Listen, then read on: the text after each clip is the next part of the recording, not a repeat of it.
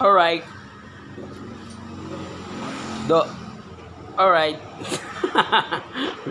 Meron na akong holder na camera. So, okay mga parts, meron tayong project. Ito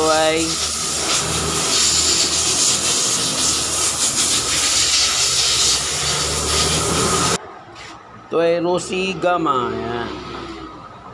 So, ito ay dinala dito. Hindi umandar, no? Kinarga ng pickup. So, ang ginawa ko,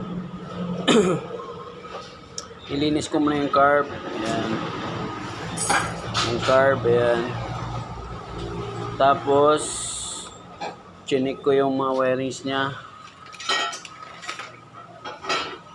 Yung supply sa battery is bad.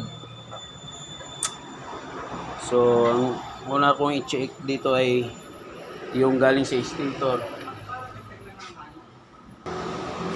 So, alright. Bigyan ko na idea kung paano mag-check. So, alright. Ayan, kinargaan ko yung carburetor.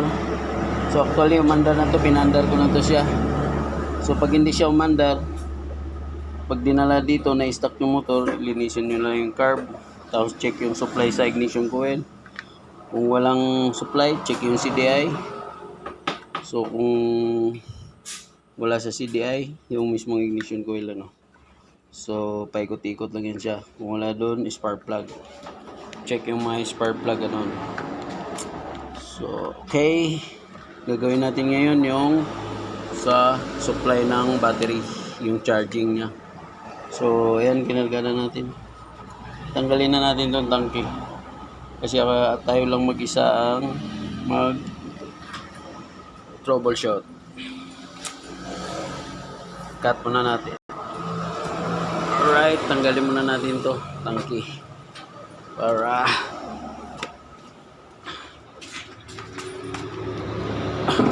ma-check natin yung supply sa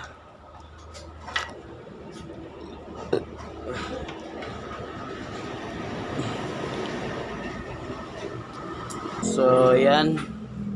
Ito kasi kinat ko na to. Papakita ko lang sa inyo kung paano mag-check ng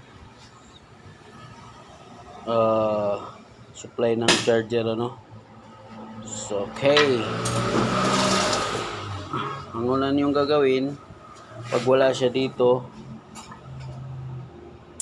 halimbawa, pinagdikit nyo itong dalawa, pag walang supply, ibig sabihin cut yung galing doon. Tapos pag chinik na dito meron, so mag jumper na lang kayo, katulad nitong ginawa ko, nag jumper ako ito. So nagdagdag ako ng wire. So kung wala talaga dito, sinort nyo dito, short nyo itong dalawa. Pag walang spark yan, ibig sabihin stator na yung sira. So check natin, tuturo ko sa inyo ha. So okay, ayan na, pandarin natin, switch na yung susi. Yan. Tapos dahil tayo lang mag-isa, kick natin, pandarin natin yung motor para ma-check natin yung dapat nating gawin. So okay, pandarin natin, start. So ayan, umandar na siya. Check natin yung charging. So gamitan natin ng multi-tester. So ayan, 12 volts na siya, no. So ngayon kulang yan siya, dapat 13 or 14 pataas. So ang gagawin natin, dahil para alam niyo mag-troubleshoot ng mga ganito, ayan, nagsugat na ako dito. I-short natin to. Pag walang spark dito, ibig sabihin doon tayo sa baba. So wala siyang spark, kaya no. O wala. Yan, wala siyang spark. So okay, baba tayo. So ito, pag short natin tong galing sa stator. Yan. Pag mag-spark dito,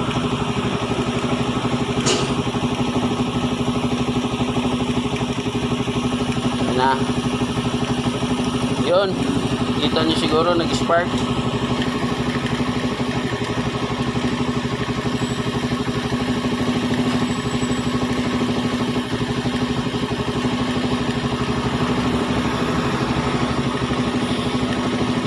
Yun. Nag-spark siya, di ba? Ibig sabihin may supply dito. Ang gagawin nyo, mag-jumper kayo.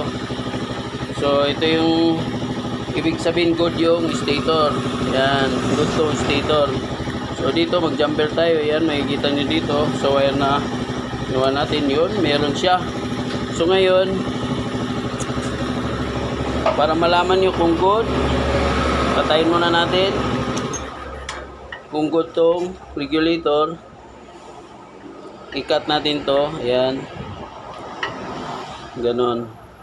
Ilagay natin yung ginamper natin dito. So bypass na tayo. Nag-bypass tayo ng wire. So ayan, lagay natin dito. Ayan. So yun. So mamaya balutin natin to. Baka bigla siya magkakaroon ng supply. Mag-ground siya. Itong yellow, dalawang yellow, no? So nag-jump na tayo dito. So ngayon panda rin natin. So meron na siyang kuryente dito. Pag full wave kasi, pag pinagdikit mo yan, magkaroon siya ng supply. Pag pinagdikit mo itong dalawang wire. Sa half wave, so pag dinikit mo sa ground, doon siya nagkakaroon ng supply. So ganun siya. So alright, start natin ulit. Alright, yan. Tapos ngayon, nailagay na natin dito. Yan. Papunta yung stator. Yung jumper natin. Paanda rin na natin. Check natin yung charging. Kung nagbago siya.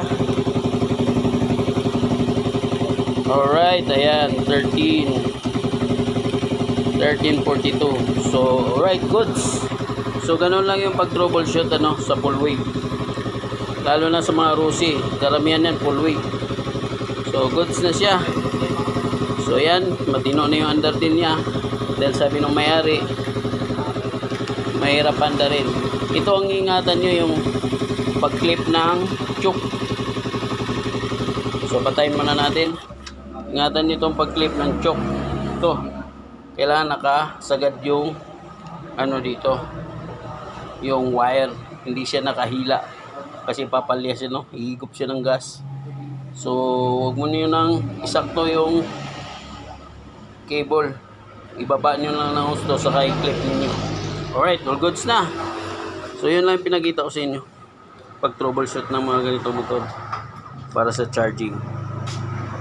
Okay, bye-bye.